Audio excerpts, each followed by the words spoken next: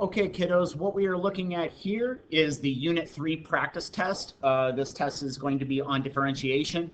Um, what I've laid out by creating this practice test is this is almost an exact copy of what the actual test is. So if there's one assignment that you need to know to be successful on the test is this assignment right here. All right, so make sure you have a good, clean version of this. Make sure you know how to do all of these problems and know the expectation about what the answers should look like. Okay, so here we go. We begin, problems 1 through 15 are going to prepare you for the multiple choice section. So as we do problems 1 through 15, these problems are in essence going to be the multiple choice problems. So the answers might look a little bit different than what we're used to, and so be able to finagle what your final answer is. However, here we go. The first few problems are find the derivative of each of these things. So before I do that, let me go ahead and rewrite this. All right, so this will be kind of a chain rule problem. I'm going to take care of the outside 1/2, and then I'm going to take the derivative of the inside, which is going to be -3. All right, so here we go. The derivative. I take the derivative of the outside, so that's the 1/2. Leave the inside alone. Okay, so that's the big power of 1/2. That's the outside of the onion, times -3, and that's the derivative of 5 minus 3x, and that's the derivative there. So we clean up this answer. Again, I just need to say equal. And so this is going to be -3 over 2 square root of 5 minus 3x.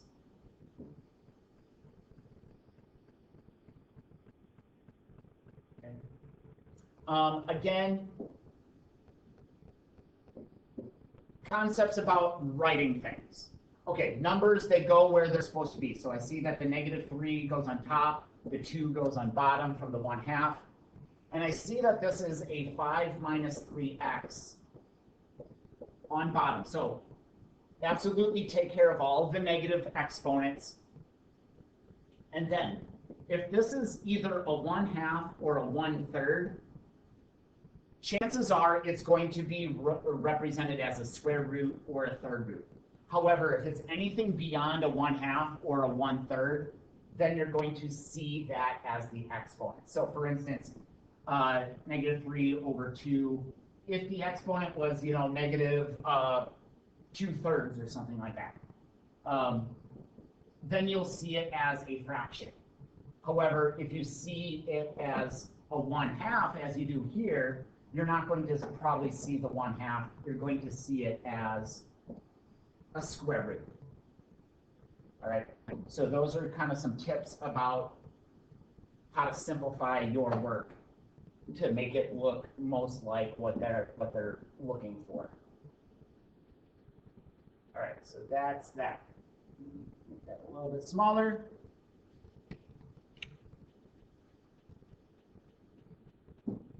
All right, number 2, I'm going to again rewrite this. So that's a normal 3, and then I have a 4x plus 1 on the bottom, so that's going to be a -2 right there. So again, this is a chain rule. I take care of that outside -2, and then I take the derivative of the inside. So here we go. The -2 bumps down, making that a -6. Leave the inside alone. That goes down to a -3 times the chain rule. The derivative of the inside is 4. So this is going to be what, -24, 4x plus 1 to the -3, which is most likely going to be -24, 4x plus 1 to the 3rd. That's most likely what the answer is going to do.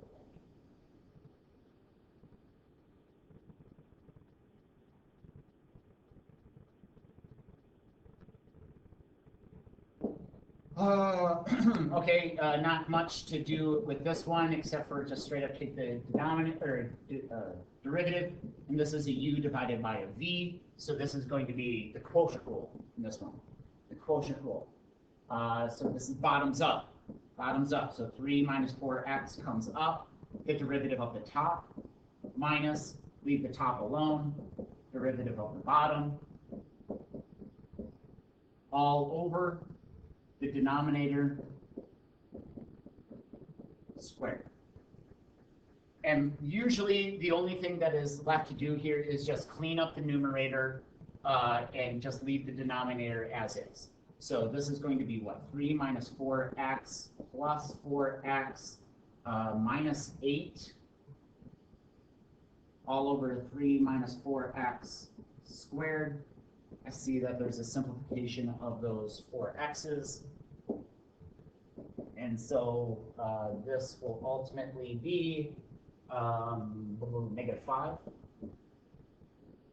over 3 minus 4x.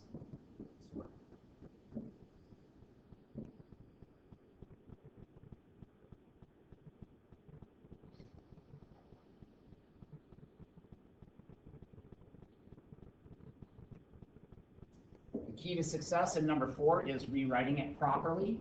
So this is a 3x to the 1/2 minus a 1/3 x to the negative 1/2. So the key to success is rewriting it properly. But there isn't any fancy rules. There's no chain rule. It's just take the derivative of each of the pieces. And then I bet the cleanup process might get us, but whatever. We'll worry about that when it comes. All right, so this is going to be 3 over 2x to the negative 1/2. And this is going to be plus 1 over 6, right? 1 over 6 x to the negative 3 over 2.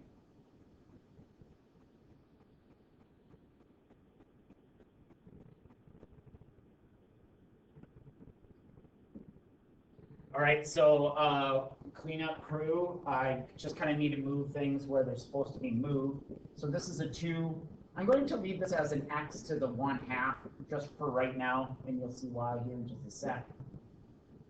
Plus 1/6 x to the 3 over 2.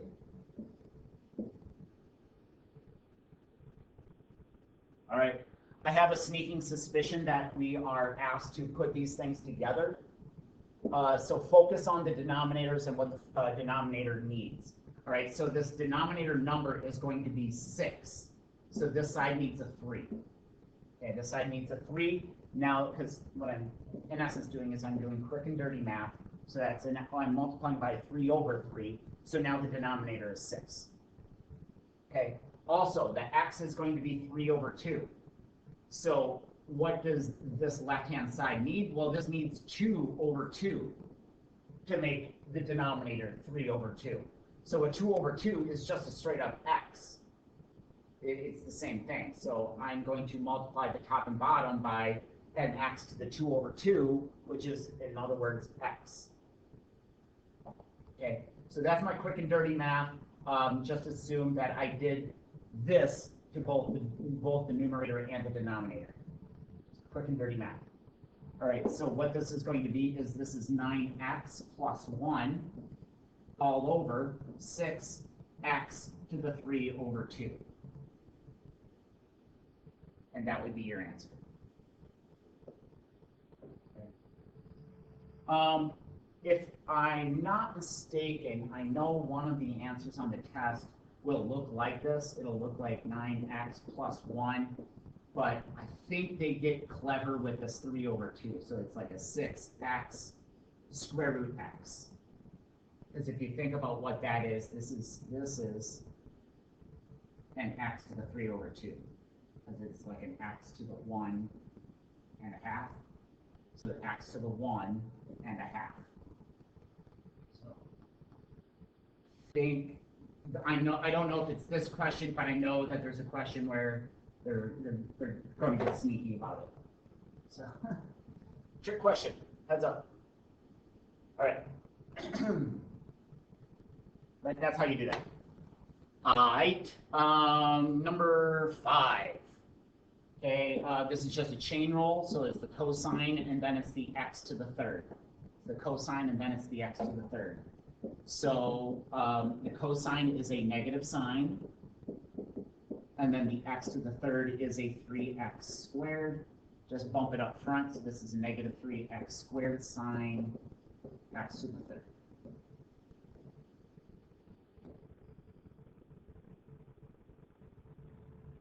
Really not a whole lot of trickery in that one. It's just do the chain rule.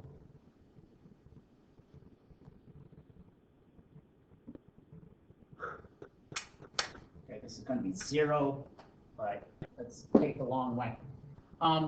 When you have a sine squared or a cosine squared, it's kind of in your best interest to kind of look at it as if it were like sine 5x squared. That's a sine squared, literally where the thing is squared.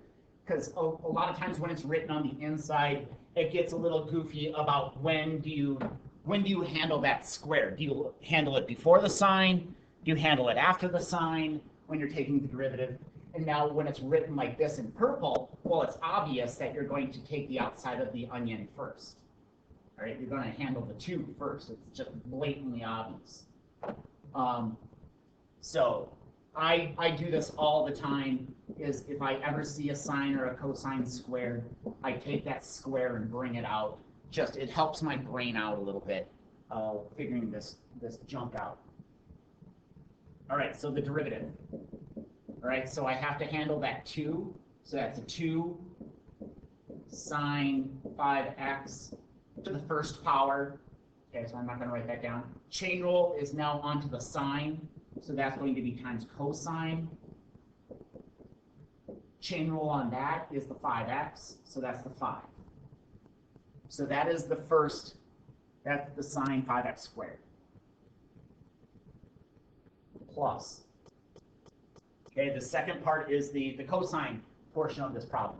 So the outside portion is the 2, so the 2 drops down, cosine 5x to the first power again, the first power. Now we're on to the cosine, so that'll be times negative sine times the derivative of the inside of that is the 5x, and that'll just be 5. So this is what? 10 sine 5x cosine 5x. And this is negative 10.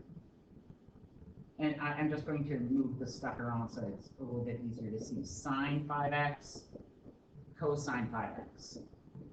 It's all multiplication, so it doesn't matter. So now notice what we just wrote. We have 10 sine cosine minus 10 sine cosine, all the same stuff. So that is 0.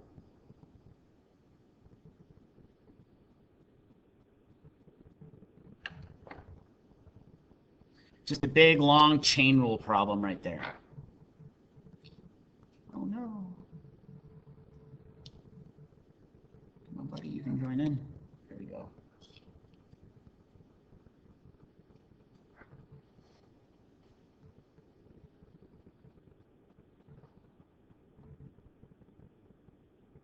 Okay.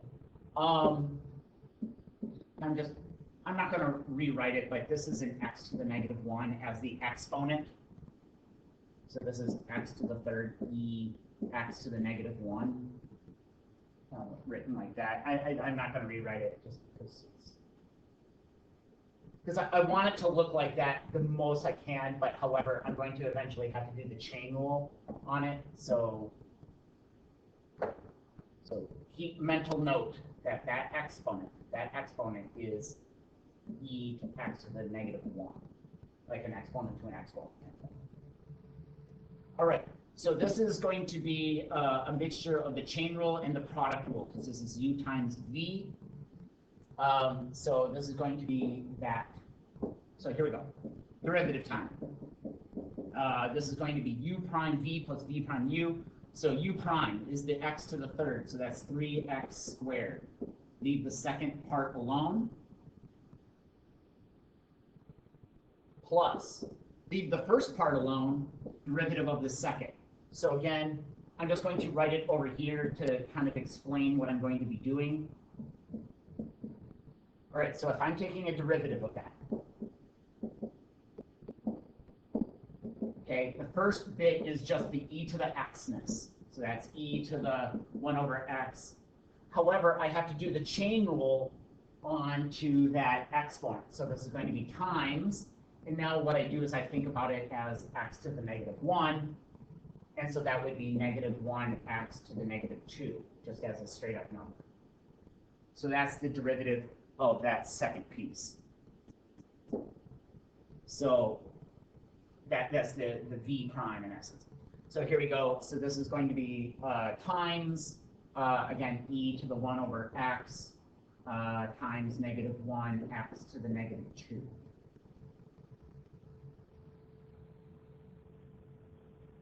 Okay, a lot of stuff going on here. Wait, let's talk simplifications.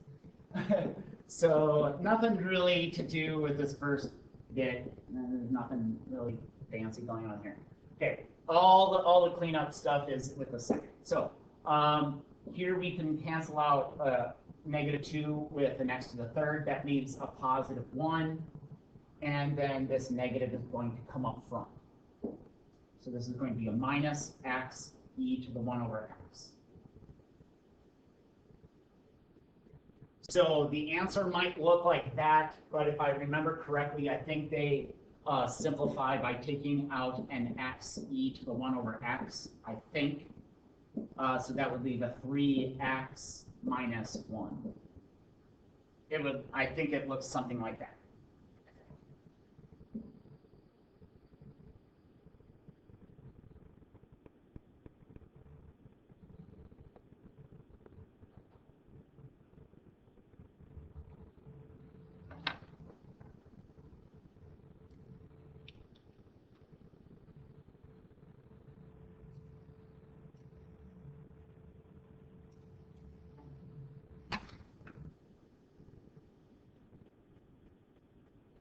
Okay, so again, this is going to be the product rule, but then it's also going to be the chain rule when it comes to the cosine portion of the product rule.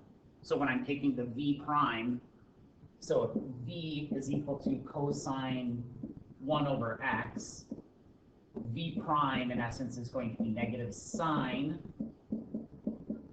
and then -1x to the -2. That's in essence what the v prime is going to be when it comes to that portion of the problem.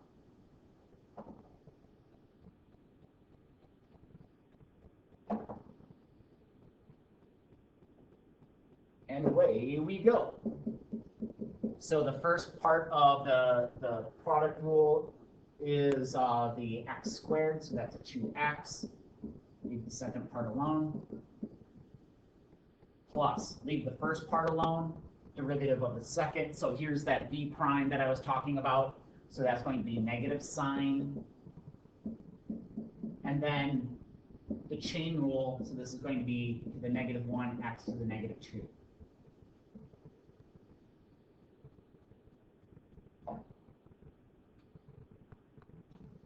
Okay. Some cleanup stuff that I see is going to happen. This negative is going to move up front. And then I have a numerator of x squared and a denominator of x squared. So those cancel out. Ooh, and I have another negative. So this is going to remain positive. So it's going to remain positive. Okay. So here we go. 2x cosine 1 over x. And then I have what? Plus sine 1 over x. That's what it is.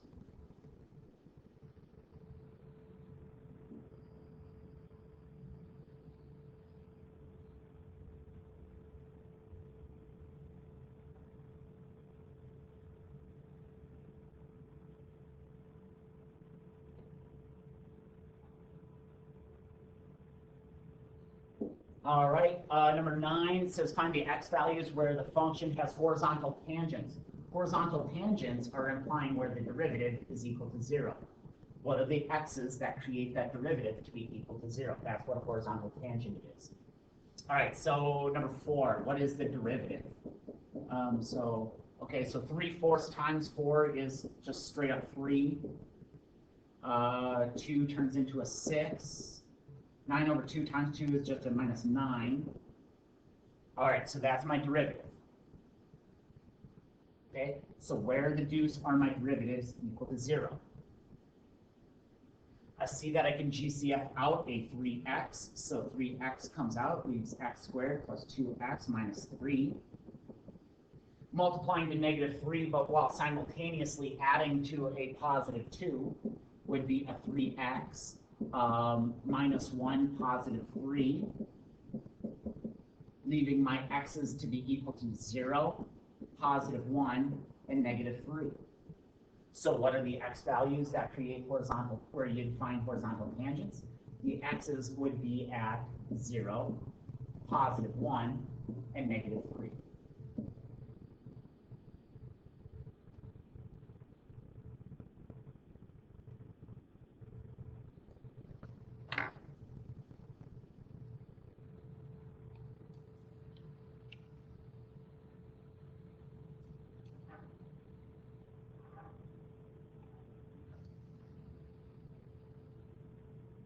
If f of x is equal to the square root of x and g of x is equal to 1 over x squared plus 1, then what's the derivative of g of f of x?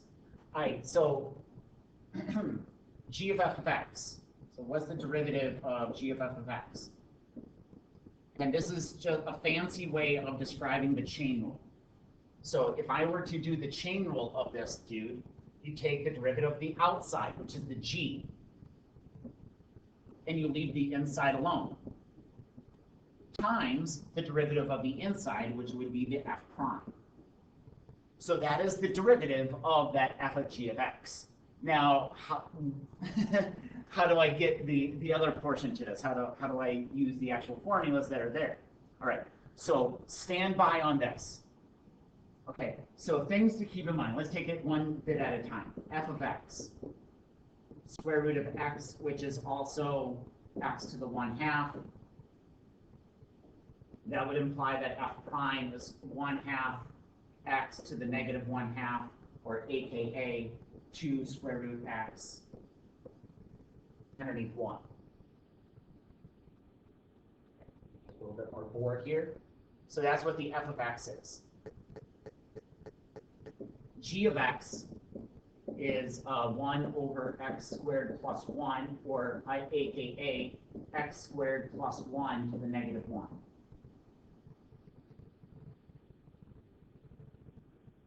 So the derivative of g is going to be negative 1 x squared plus 1 to the negative 2 times 2x, chain rule, which is aka negative 2x all over x squared plus 1 squared on the denominator.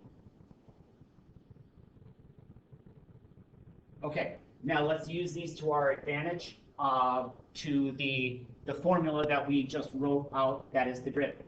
So the first thing is we are going to be using the g prime. We're going to be using the g prime. However, instead of x's, we're going to have to be using the f of x, which is the square root of x. Okay, so we're going to be using the g prime, but we are inserting the f of x's into that. So this first bit is going to be negative 2 square root x all over square root x squared plus 1 squared. So that's the g prime of f of x times the f prime of x, which is 2 square root x on the denominator.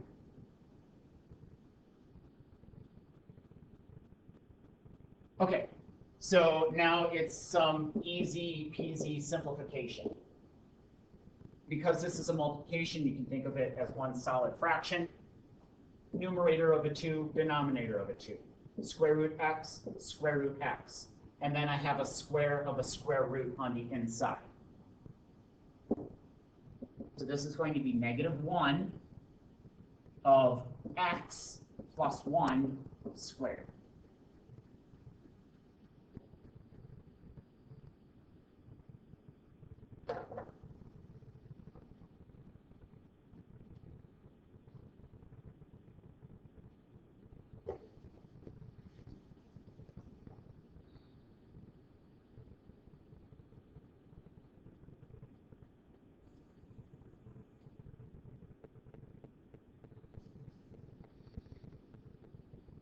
Okay, what is f prime of pi over 3? So here we'll need to know a little bit of trig, not a lot of bit of trig, but a little bit of trig. So we begin with the derivative itself. So cosine goes to negative sine. There is no chain rule because there would be times 1 on the chain rule, so don't worry about that. So the question is, well, what the heck is f prime of pi over 3? So that's going to be negative sine of pi over 3 to the unit circle. All right, pi over 3 is this tall one right there. That's pi over 3, which is at the coordinate of x is small, the y is big. And again, it goes cosine sine, so the sine is going to be the square root of 3 over 2. And so this is going to be negative square root 3 over 2.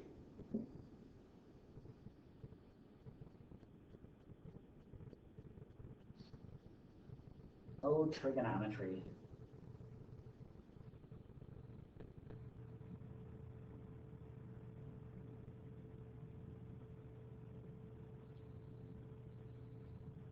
All right, so things to notice here. If my function is ex, the derivative is ex. If my function is ln of x, the derivative is 1 over x. Keep that in mind. And then we're going to evaluate it at a point after taking the derivative. So what is the derivative when x is equal to 1? So the first thing that we do is to take the derivative. Okay, so, and again, this is a product rule, u times v. So we take the derivative of u, e to the x. So the derivative of e to the x is e to the x. Leave the second bit alone. Plus, leave the first bit alone, take the derivative of the second, that's the v, and so that'll be 1 over x. All right, so that's the derivative. And then we are taking the derivative when x is equal to 1. So now we substitute in our 1.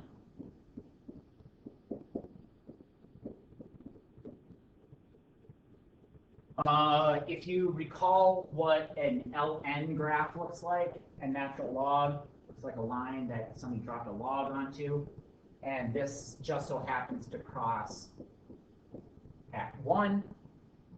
Okay, it's the inverse of an e. And so when ln of 1, if you ask what is ln of 1, ln of 1 is equal to 0. All right, so this would be e to the 1 times 0 plus e to the 1 times 1.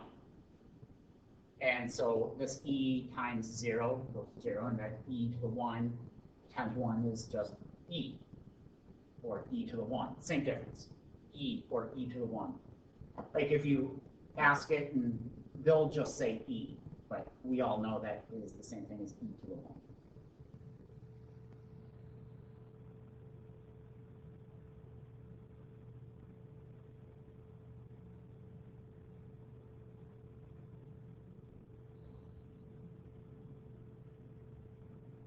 Okay, is this or is this not continuous, and is this or is this not differentiable? All right, so we begin with the continuity test.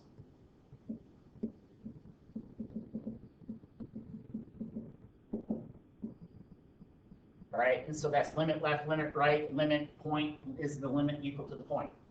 So the limit as x goes to 1 from the negative side, the low side, that would be the top equation. And so that would be 1 squared plus 2, which is equal to 3. Then I take the limit as x goes to 1 from the positive side, where it's bigger than 1. And that would be that bottom equation. So that's 2x plus 1, which, what do you know, is equal to 3. Because those two things are equal, that means the limit as x goes to 1 of f of x is equal to 3. So that's the limit. The point is what the deuce is actually f of 1. And so that's where it's equal to 1. And that would be the bottom equation. So that would be 2, 1 plus 1, which is equal to 3. So I have the limit, I have the point, and now I notice that the limit is equal to the point, but I have to actually say that and show that that means continuity. So that means the limit as x goes to 1 of f of x is equal to f of 1. Thus, f is continuous at x is equal to 1. All right, so continuous, yeah, buddy.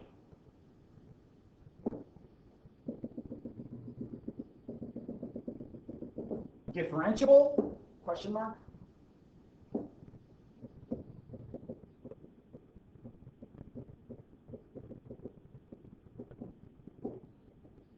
And so what the differentiability test is we do the continuity test of the derivative. Okay, so differentiability is the continuity test using the derivative, but the first thing that you need to know is that it's already continuous. Okay, and then is the derivative continuous is the second bit. All right, so we know that it is continuous. We just showed that. All right, so now all we have to do is do the continuity test of the derivative. So what the heck is the derivative? So going back up, looking at f of x and taking the derivative of that, that's going to be 2x when x is less than 1, and 2 when x is greater than or equal to 1. This is what we're using. So now we're going to see, is the derivative continuous? Okay, that would imply differentiability. So we do the same process. So the limit as x goes to 1 from the negative of the derivative, that would be the top equation where it's less than 1. So that would be 2x, which is equal to 2. The limit as x goes to 1 from the positive side of the derivative is the bottom equation. That's straight up equal to 2. No ifs, ands, or buts about it. So that means that the limit as x goes to 1 of the derivative is equal to 2. So I have the limit. Now I need to check what is the actual point. And that's when it's or equal to, and that's the bottom equation. That's straight up equal to 2. Again, no ifs, ands, or buts about it. And so I see that this thing will be differentiable, but I have to say it formally.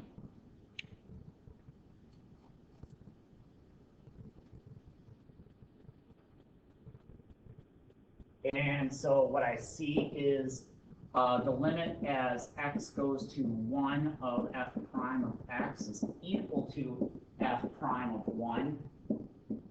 Thus, differentiable, f is differentiable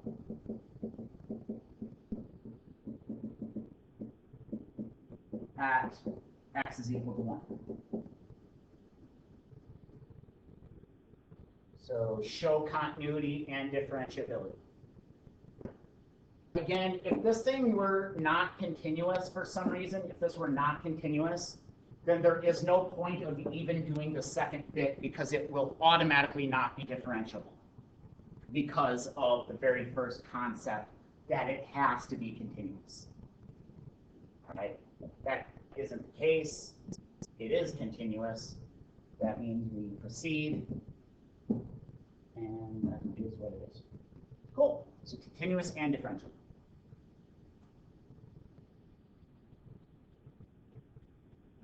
Okay, the equation of the tangent of blah, blah, blah at the point where the curve crosses the axis, or excuse me, the y-axis.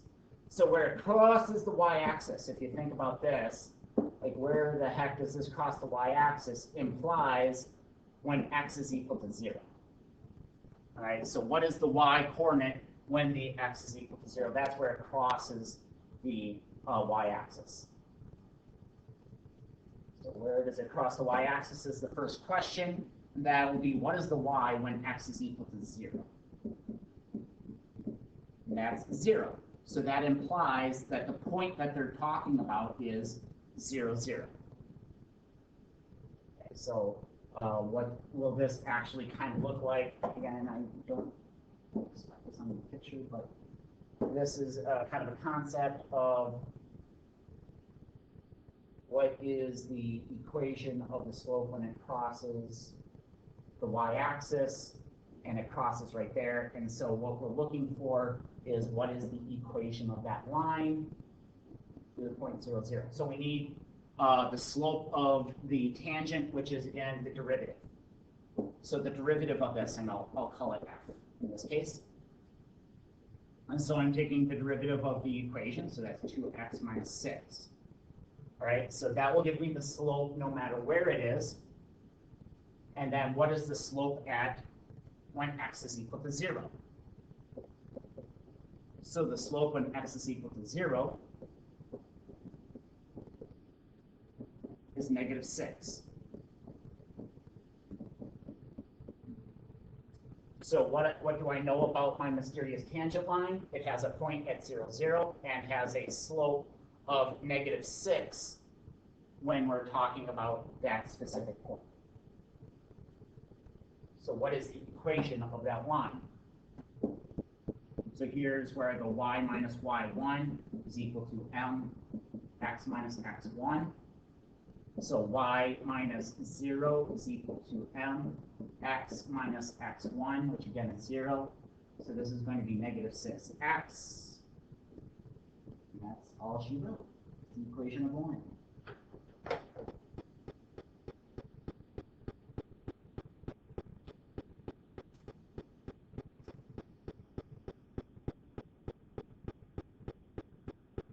So the derivative is the slope of the tangent. So the hard part about that is actually finding the point, not really the tangent. So, all right. Next one. What is the derivative of this? So again, there's going to be somewhat of a chain rule. I'm going to rewrite it first. I'll write it as an f of x. Change colors here. So I have an x, and then I have an ln of x squared. So kind of like the sine and cosine idea. I take that so I don't mess up. Derivative of ln, again, is 1 over x. So this is also a u times a v. It's also a u times v. So the derivative is the derivative of u, which is that x, so that's 1. Leave the second bit alone. And then leave the first bit alone, and then the derivative of the second, this is going to require the chain rule. So this is going to be a 2 ln of x now to the first power times the derivative of the inside of that, which is 1 over x.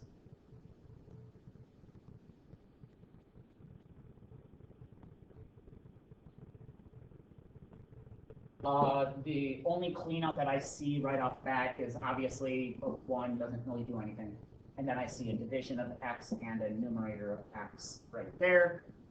So that's really the only cleanup. And then I'm probably going to replace the square. It's supposed to be green.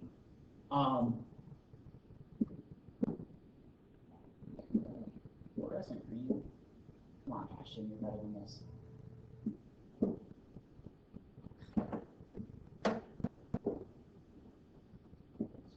All right, so that 2 is going to go inside.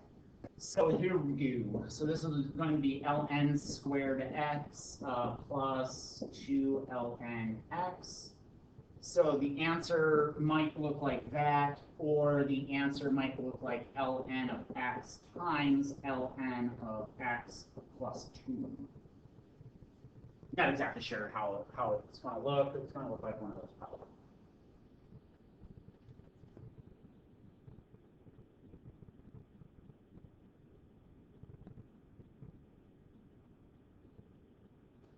All right, so was that problem number 15? Yeah. Okay. So all of the problems up until now have been preparing you for the multiple choice questions. And then there is the free response questions, which are going to be 5 questions, and that will be represented by questions 16 through 20 here. These are very similar to the free response questions. So first, what is the domain of F in this situation? So domain is, it's everything except for illegal math. And so what that means in this situation is, where is there illegal math? And so I see that I can factor the denominator. I can't really factor the numerator. It is what it is. Nothing drops, but it wouldn't even matter, because even if it did drop, it's still not part of the domain. And so illegal math will happen at -3 and +3. So ultimately, what is the denominator of this? It's all real numbers, except x cannot be equal to positive or -3.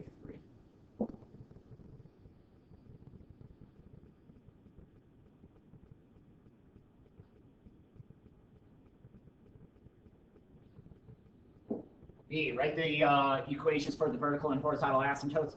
Okay, vertical asymptotes are bottoms that don't drop. So notice that neither one of these things dropped. So these bottom zeros are the vertical asymptotes. So that implies that there are vertical asymptotes at x is equal to -3 and x is equal to 3. Okay, so those are the vertical asymptotes. Horizontal asymptotes is when you take this equation, when you take a limit as it goes to infinity. And so that means you get to drop all the small x's, all the things but the biggest x's.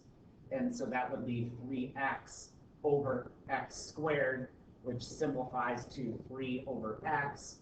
So putting in an infinity, that is equal to 0. And the same would happen if you put in a negative infinity. You get the same result.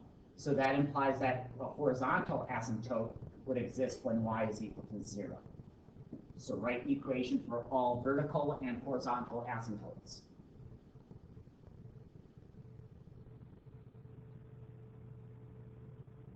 Find f prime of x. I'm just going to jot it down here so I can work a little bit. 3x minus 4, x squared minus 9. Okay.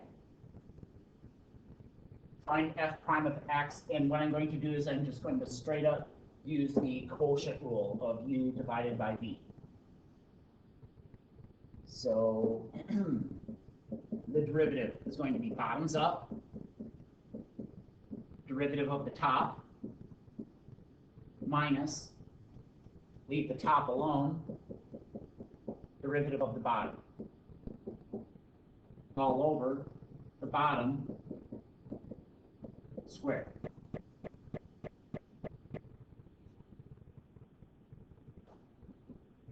Cleanup crew.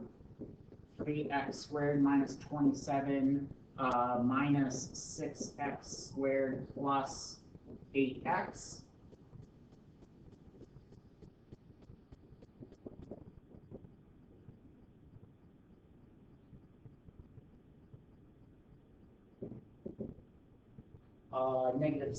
Negative 3x squared plus 8x minus 27 all over x squared minus 9 squared.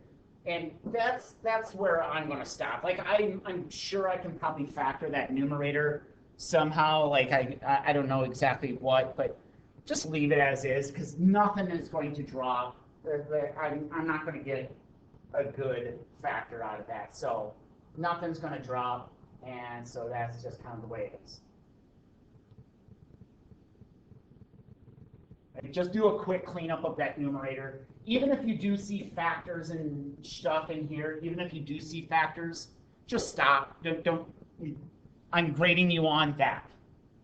Grading you on that answer right there. I don't, because again, if you accidentally make a mistake from there on out, I have to mark you wrong. So I'm just stop right there. You're good to go. All right. What is the equation of the line tangent when x is equal to 0? All right, so the equation of a tangent line requires a slope and a point. It requires a slope and a point. The only thing we have right now is we have the x-coordinate about where this is going to happen. So the first thing that I'm going to do is I'm going to figure out what is the y-coordinate of this mysterious point.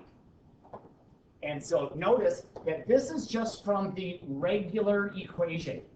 It's not the derivative or anything. It's just the regular equation. The slope of the tangent is when you're going to be taking the derivative. But because I'm just after this point, what is the y-coordinate first and foremost? I'm just going to be using the regular equation. So the regular equation when x is equal to 0. So that's the 3x minus 4 over x squared minus 9. So putting in zeros for the x's, this is going to be what, negative 4 over negative 9, aka 4 nines. So this implies where all the action is 0, 4 nines. So now I know where the location of the point is. Now all I need to know is the slope. And again, the slope is the derivative. And so the derivative is this big thing in red that I still have up on my up on the screen here. It's all the stuff in red. That is the derivative. So I need to know what is the derivative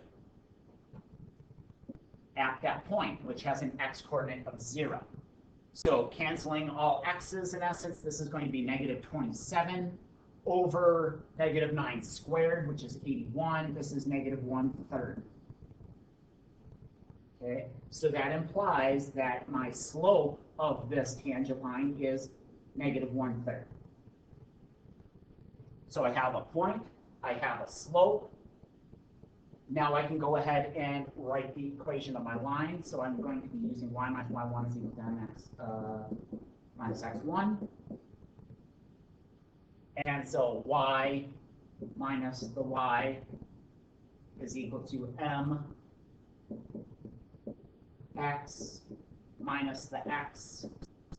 So this is just negative 1/3 x. And then I add the 4 nines coming across. 4 nines. Fun business. There's your equation of that tangent line when x is equal to 0. So I created a point and I created a slope.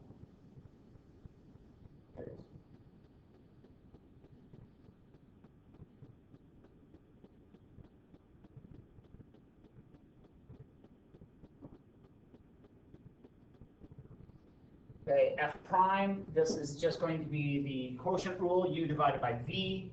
So that is bottoms up. Derivative of the top is going to be 1 minus sine derivative of the top. Minus, leave the top alone. Derivative of the bottom.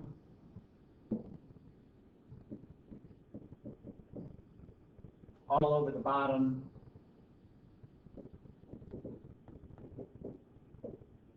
Square.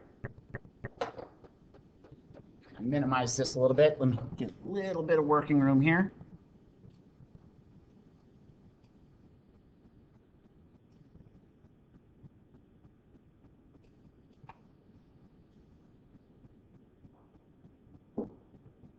So what I'm going to be doing is I'm going to be distributing these as well as the negative comes in as well.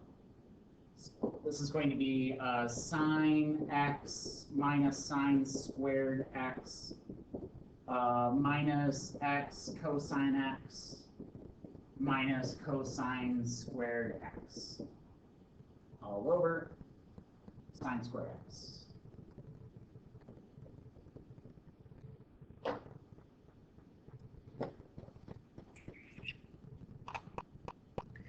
One more step that I am going to be taking right here. I'll describe it in 2 different steps. I'll describe what I'm going to be doing and then I'll actually do it. So what I'm going to do is I'm just going to kind of write these 2 terms next to each other. Notice how they're both negative. So what I'm going to do is this. So I have a sine x that isn't touched. I have a minus x cosine x that I don't really care about.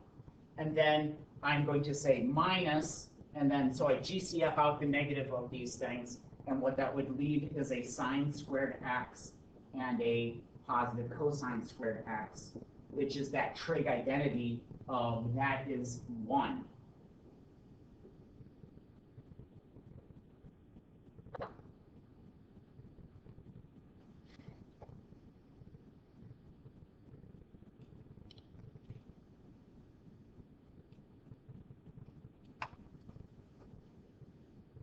And so this is the number 1. The trig identity. Sine squared plus cosine squared is equal to 1. So this is going to be sine x minus x cosine x minus 1 all over sine squared x. And I think that's about as clean as it gets. Let me square that up so we know what's the answer.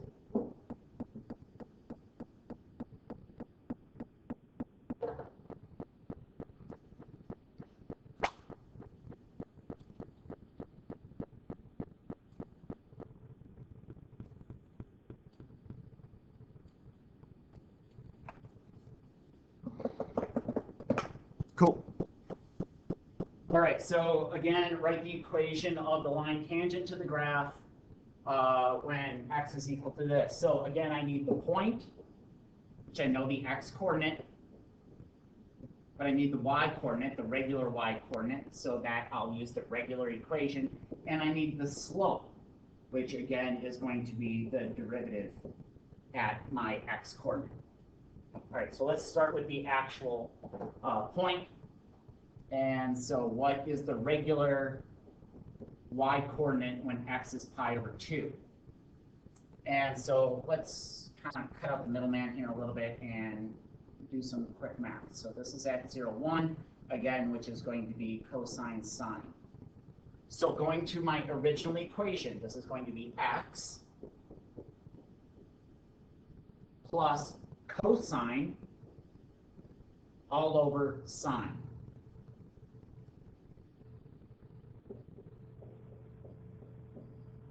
So this implies when x is equal to pi over 2, the y is equal to pi over 2.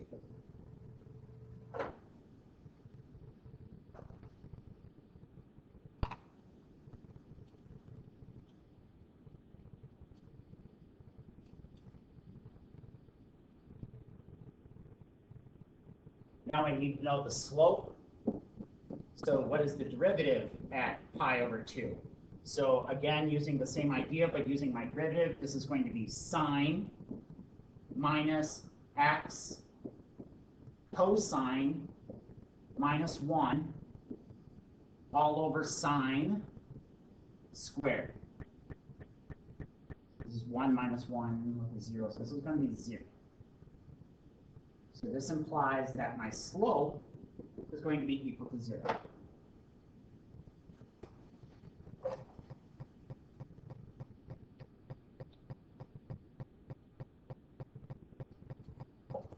So now the equation of the line. Y minus y minus y1 is equal to mx minus x1. Okay, 0 eliminates that stuff. Add the pi over 2 across. Y is equal to pi over 2.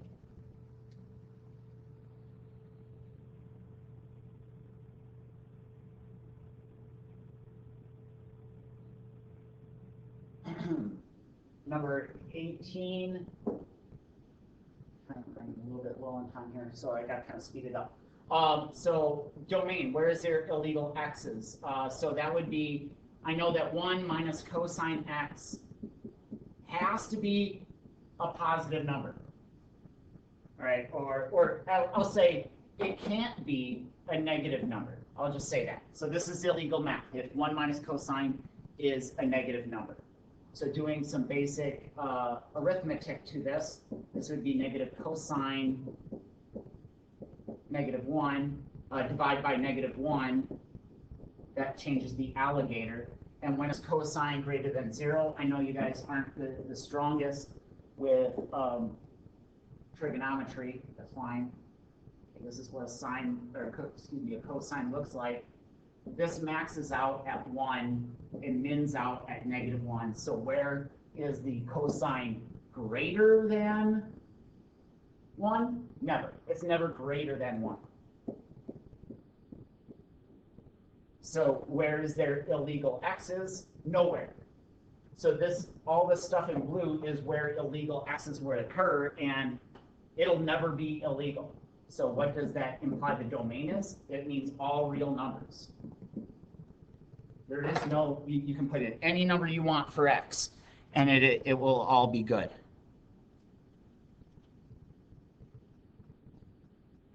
Make that microprint right there. Derivative. Again, I need to kind of hit the gas here. This video is getting long. So just envision this is to the 1/2 power. So this is going to be 1/2, 1 minus cosine, -1/2. Derivative of the inside is cosine is a negative sign, so this is going to be a positive sine x. That's it. So this is 2, 1 minus cosine x over sine x, or excuse me, under sine x. There we go. What is the equation of the normal line? So again, I need a point, and they give me an x-coordinate of this. So this is going to occur at 0, 1. So again, that's cosine sine. So I go back up to the original equation. That's 1 minus cosine. And so I find my point. So what is the actual y-coordinate when x is pi over 2? And that cosine is going to be equal to 0. So this is 1 minus 0. So that's going to be 1. So that implies that the point is going to be pi over 2, 1. The slope. The slope is the derivative. And so what is the derivative at that point? And so that makes the sine 1 and the cosine 0. And so that's going to be 1/2. Now, because we are dealing with the normal line, that means the slope is going to be perpendicular. So the slope in this case is going to be a -2, the opposite reciprocal of that slope. So I have a point and I have the slope. Now all I have to do is just put it into formula. So y minus y1 of business here. Y minus y1 is equal to mx minus x1.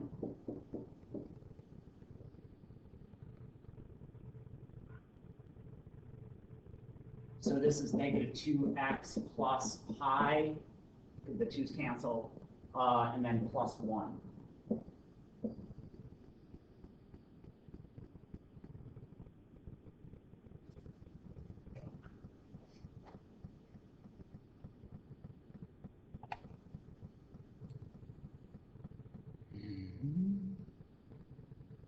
Okay, finishing up quick. This is similar to what we did in the previous part. So what is the derivative? So derivative of the outside times the derivative of the inside. Now all of this when x's are 2. So that's going to be when f of 2, the regular f of 2 is 2, times f prime of 2, which is 1/3. So that's going to be g prime of 2, which is -3, times 1/3. That's -1.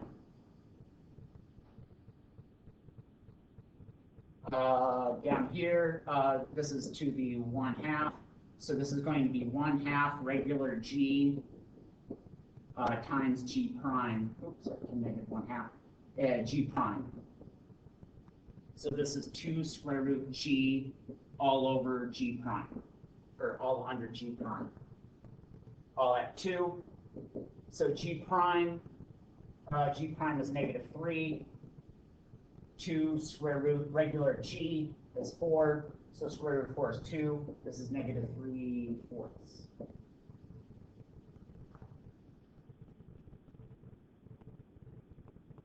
Derivatives. Okay, so t is 1. Leave the first bit alone. Derivative of the second is negative sine. Okay, so that's the t cosine t plus sine is cosine times chain rule. And so this is going to be cosine t minus t sine t plus 2 cosine 2t minus 1.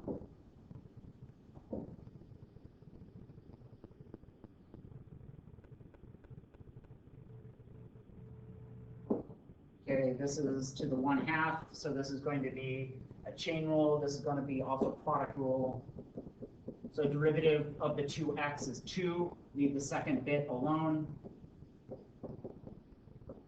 Okay, leave the first bit alone. Derivative of the second. So here comes the chain rule. So this is 1/2.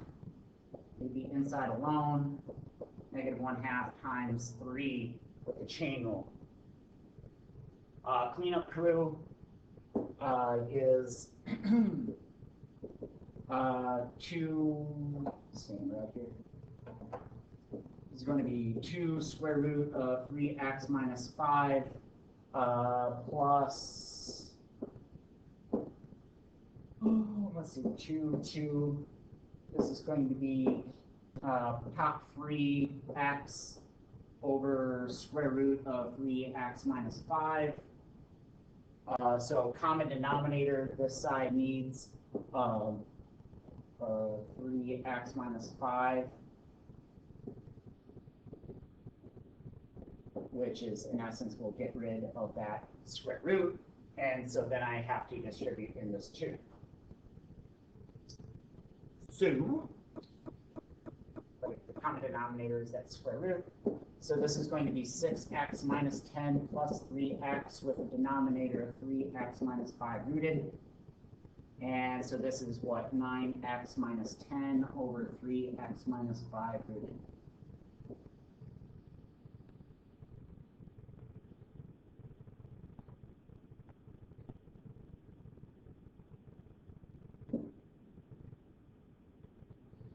Okay, this is to the outside third power.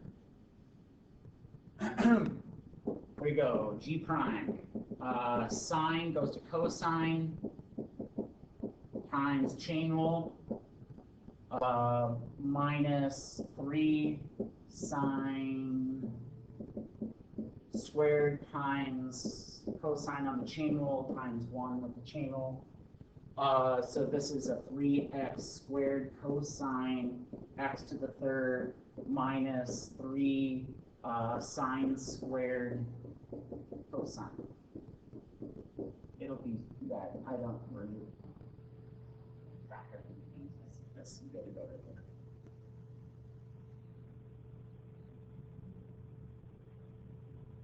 there. All right, this one I see as x to the 1/3 and x to the third plus 1 because it's a denominator, it'll be negative 1/3. So the derivative, okay, this is going to get ugly a little bit. Stick with me. Here we go. 1/3 x to the negative 2/3, leave the second bit alone, plus leave the first bit alone. Derivative of the second is negative 1/3 x third plus 1, negative 4/3 times chain rule, which is a 3x squared. Move things where they're supposed to be. This is a 3x to the 2/3, x to the third plus 1 to the 1/3, all bottom. This is x. This is an x to the what? 6/3, 7/3, x to the 7/3 of a negative 1/3, so negative 1/3, x third plus 1 to the 4/3 as a denominator. All right, so worry about the denominators. Worry about the denominators. Here we go. So a 3 and 3, good to go. This side needs an x to the 2/3, and that will leave an x to the 2/3 on bottom. And this needs an x to the 3rd plus 1 to the 3/3, or aka x to the 3rd plus 1. Okay.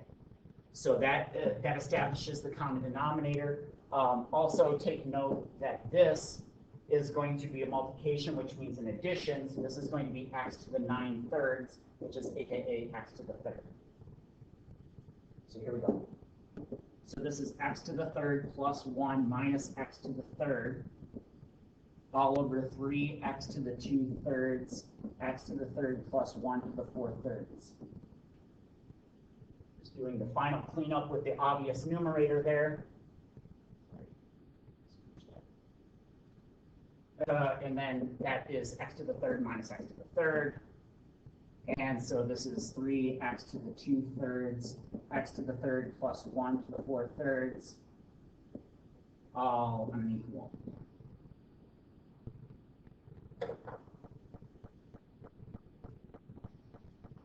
Sorry, over an hour, but this is what the test is.